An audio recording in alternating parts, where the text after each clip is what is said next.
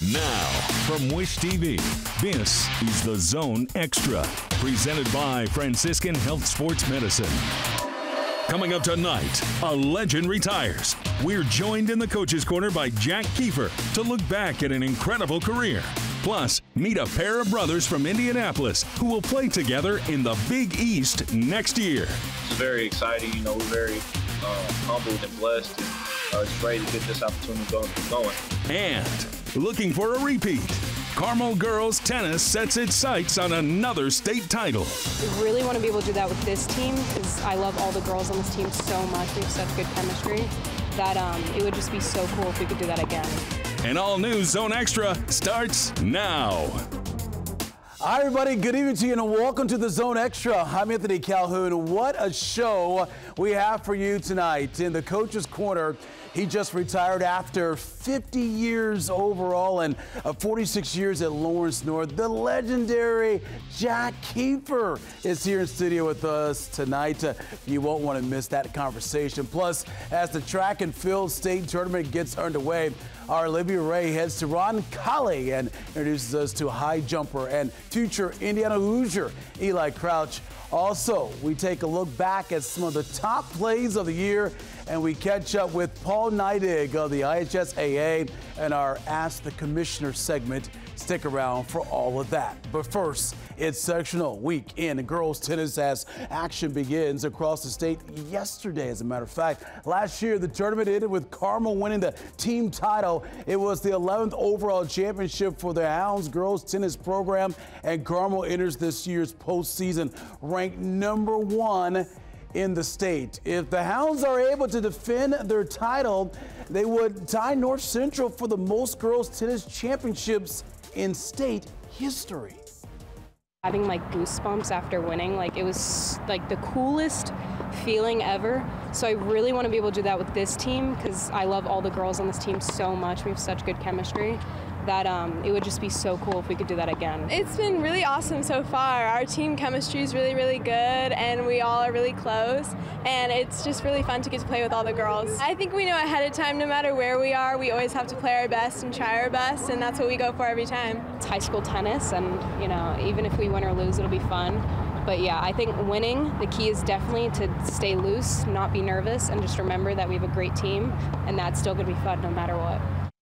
Oh, good luck to those ladies. They get ready to make a run there for state championship. Okay, in basketball, you've seen them for years on the Central Indiana High School hardwood, and next year you can catch a pair of siblings, folks, playing together in the Big East as Dre and Tay Davis head to Seton Hall. Yeah, Dre, who is the elder brother by 2 years, was an Indiana All-Star in 2020 at Lawrence Central. He played the last 2 seasons at Louisville before transferring to Seton Hall. Tay just capped off his senior season at Warren Central High School with an Indiana All-Star selection as well. He averaged 22 points and 10 rebounds last year. Playing together at the next level is something both say they can't wait to do.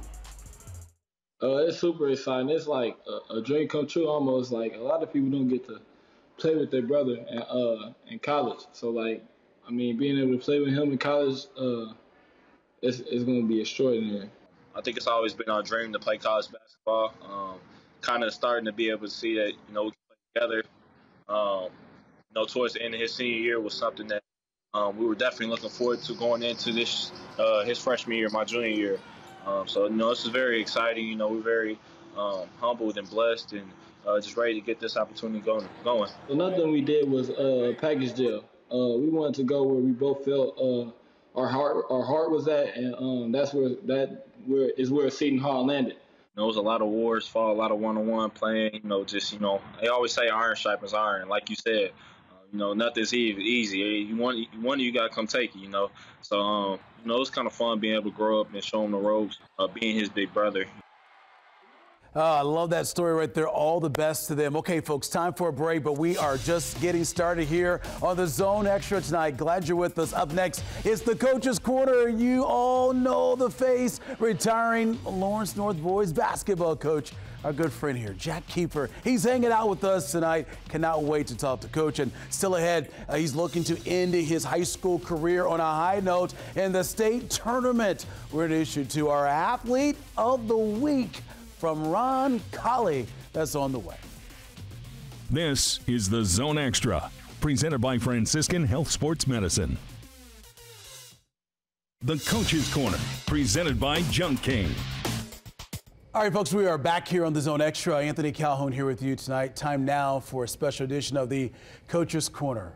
50 years as a high school coach, the past 46 seasons at Lawrence North High School. In fact, he's the only boys basketball coach the Wildcats have ever had. 865 wins, 4 state titles, 10 Marion County championships. The list goes on and on and on and on. Please welcome, folks, to the Zone Extra tonight. The one and only, that is, the legendary Coach Jack Keefer. Coach, thank you so much for joining us here tonight. We really appreciate it. And, man, gonna call it quits. First of all, how are you doing? And I know that was a big moment for you about a month ago when you made that decision. It was. I mean, if you were quitting and going to something else would be one thing, but I'm quitting, and I'm really letting some guys down that we feel like we have a good team next year and we have all this, and I enjoy it. But I'm getting old. I don't know about that, yeah. And I got to do something else for a little bit.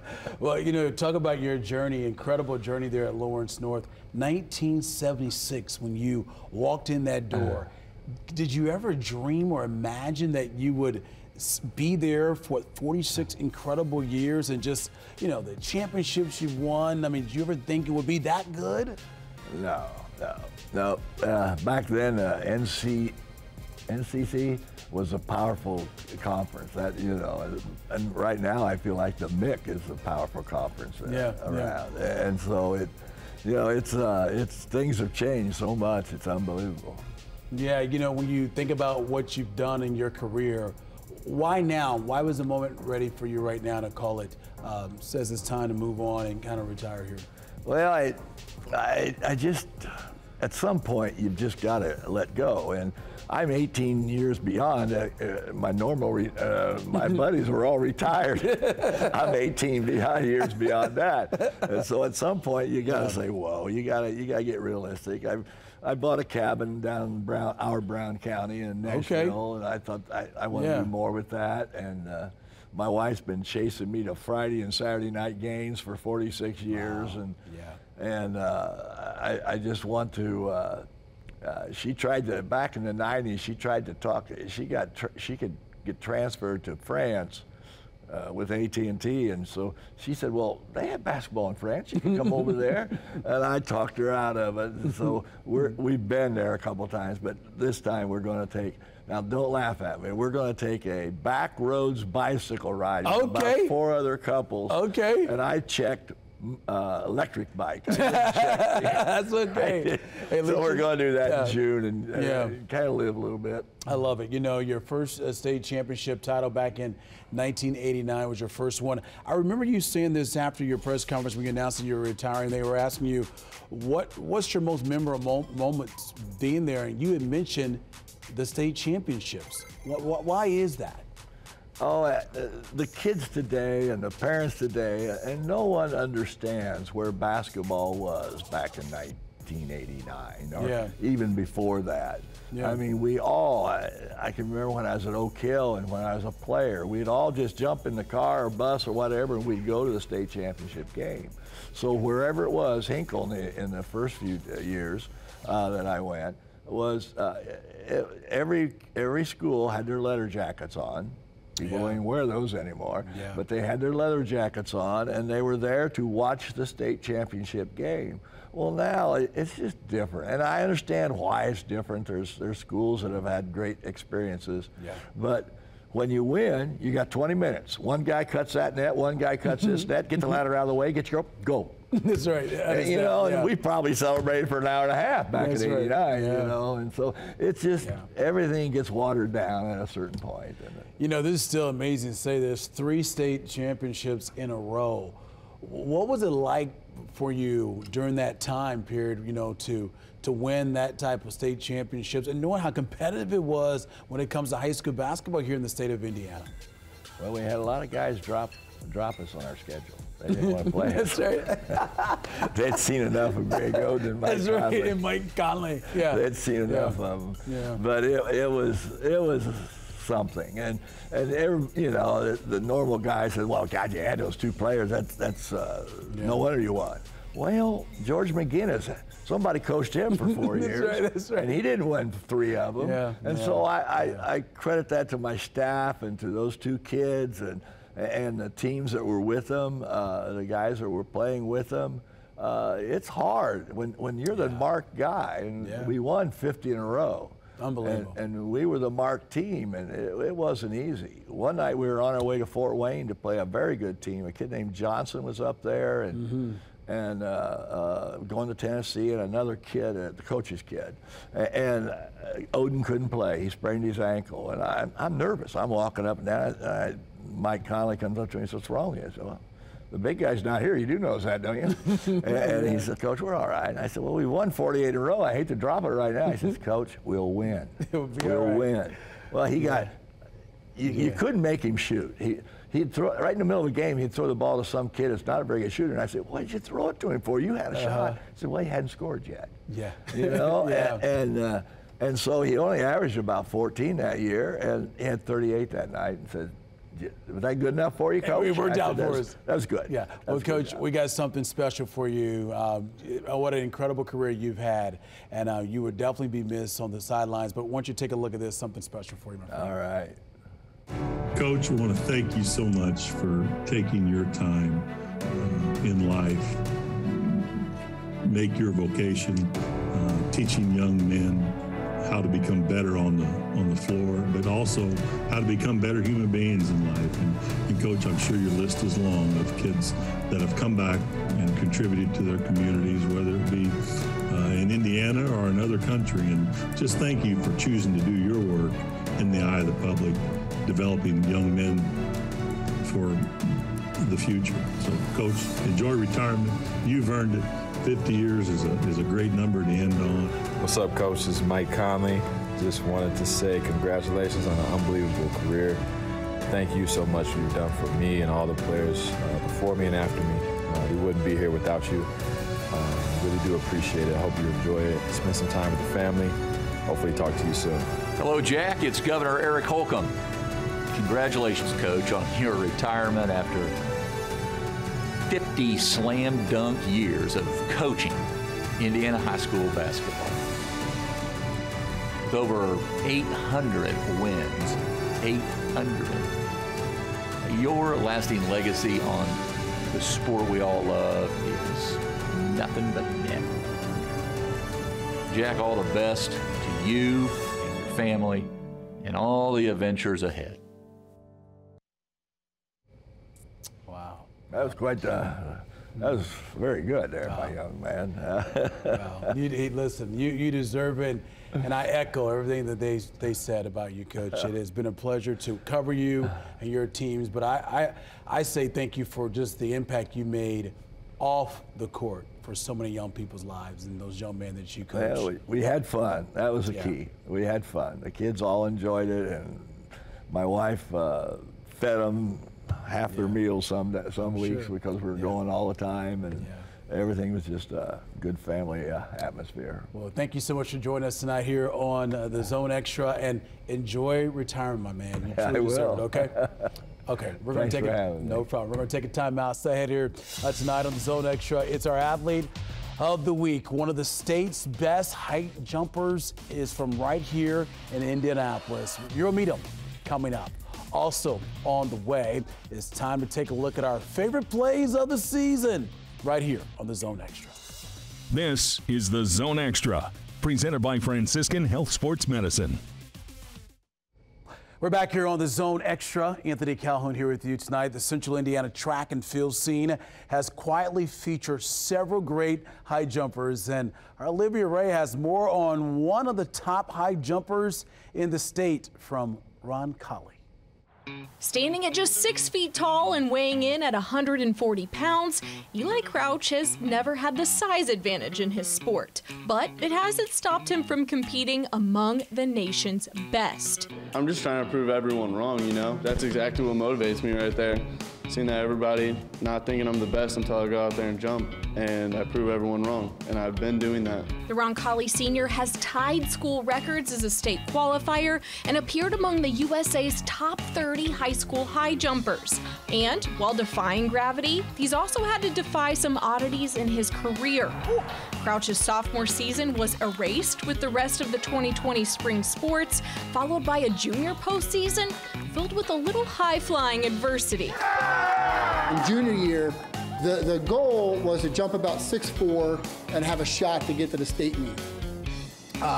He jumped 6'9", so he exceeded all the expectations. Unfortunately, at the state meet, the week of the state meet, he got sick, and he lost about 15 pounds the week leading up to the state meet, and he was drained. He had nothing. So I think to build on his experiences, he's so competitive. He wants to win every time. I have high competition, but I think it's possible for me to win state. I know the work I put in. I know everybody's jumping against me, so I try and go out there and prove everyone wrong every single meet. For years, Eli Crouch has studied the art of high jumping, specifically the form of fellow and former Hoosier great, a gold medalist, Derek Druin. So it only made sense that Crouch would continue his career in Bloomington and follow in his idol's footsteps to jump at Indiana this coming fall. There's actually one dude who I modeled my career after, and it's Derek Druin. Try to be like him every day. I'm excited what Coach Herb's been doing down there. He's been doing some great things. And obviously, like my coach said, my goal is to hit 7 feet, but I think I can hit that this year. So when I get down to IU, I want to get bigger and better and compete for a national championship. Crouch has set the bar high and will continue to put in the work to clear it. First at the prep level, where he's focused on a few more podium finishes. Olivia Ray, Wish TV, wishtv.com, and follow us on Facebook. All right, Olivia, thank you so much. Hey, good luck to Eli. The postseason boys sectionals gets underway actually tonight. All the best to him. Okay, time for a break, but more is to come here tonight on the Zone Extra. Up next is the latest installment of Ask the Commissioner with Paul Neidig of the IHSAA. That's next. This is the Zone Extra, presented by Franciscan Health Sports Medicine. We're back here on the Zone Extra. Time now for Ask the Commissioner, and here is this week's question. How will Paul Neidig relax and enjoy his summer break?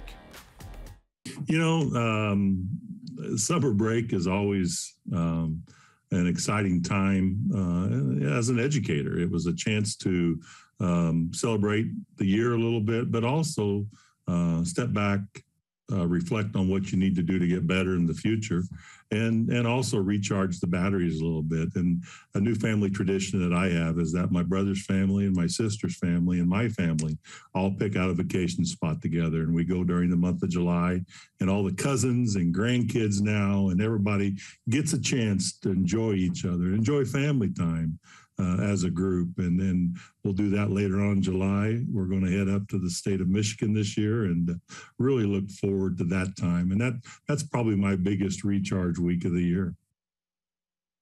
All right, it's always great to hear from the commissioner there, Paul Neidig. Okay, as we wind down the season on the Zone Extra, folks, we thought it would be a lot of fun here to look back at some of the great plays we've seen over the course of the year. Let's start first. One off at Lawrence North from February. Wildcats down 2, time running out. CJ Gunn for 3, and the win at the buzzer. Nicely done by the future Hoosier. Up next, football sectionals. Check out the one-handed catch here by Zachary Bippus here of the Indiana Deaf School. He outruns the defense for the touchdown there.